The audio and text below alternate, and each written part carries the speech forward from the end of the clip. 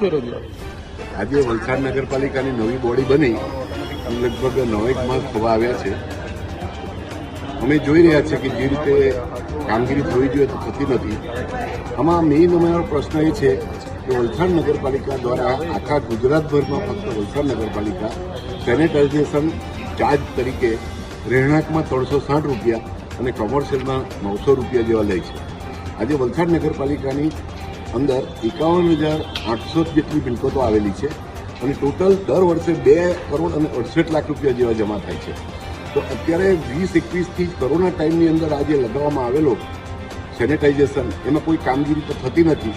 તો આ ફંડનું કરવામાં શું આવ્યું છે અને આ ફંડ તાત્કાલિક વસૂલાત કરવાનું બંધ થવું જોઈએ.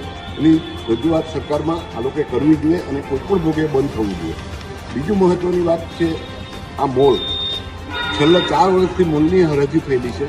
એની અંદર કેટલાક વેપારીઓએ પૈસા ભરેલા છે તો મોલની કામગીરી પૂરી થતી નથી અને આ લોકો ઉપરથી નોટિસ આપે છે કે તમે પૈસા ભરો, પણ જ્યારે કામ અમે બતાવ્યું છે અધિકારીઓને કે આ કામો પૂરા કરો તો તાત્કાલિક પૂરો કરવામાં આવે, નહીં તો પછી અમારે વળતર સાથે રકમ પરત લેવી પડશે.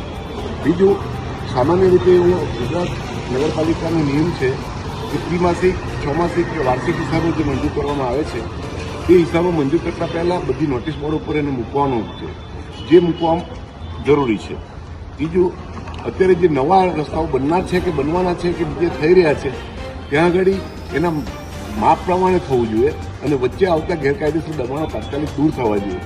અને પછી કોઈ જગ્યાએ એવું હોય કે દબાણના લીધે છે નાના રસ્તા કરી દે તે ચાલશે નહીં. આજે કેટલી મહેનતથી ગુજરાત સરકાર પાસે અમે જે ગિરિરાજ હોટલથી જે રસ્તો મંજૂર કરાવેલો એ લગભગ અમુક જગ્યાએ 18 મીટર છે, અમુક જગ્યાએ 12 મીટર છે, અમુક જગ્યાએ 10 મીટર બી છે.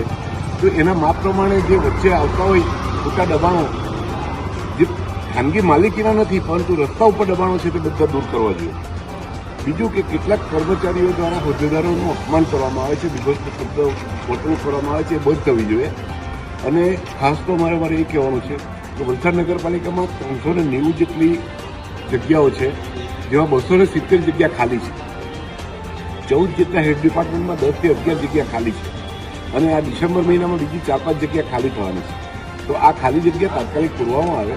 આજે જ્યારે ભાજપના હોદ્દેદારો હોય, જે સત્તા પર હોય, ભાજપના ધારાસભ્ય હોય, ભાજપના MP હોય અને આ વલસાડ જિલ્લાને શહેરી વિકાસમાં મંત્રીશ્રી તરીકે આપણા હોય, તો આ લોકોએ આ કાર્યવાહી કરવી જોઈએ અને કર્મચારીઓની ભરતી કરવી જોઈએ. તો જ વલસાડ શહેરની અંદર કામગીરી થશે અને લોકોને જે ટેક્સ ભરે છે તેનું રિઝલ્ટ મળશે.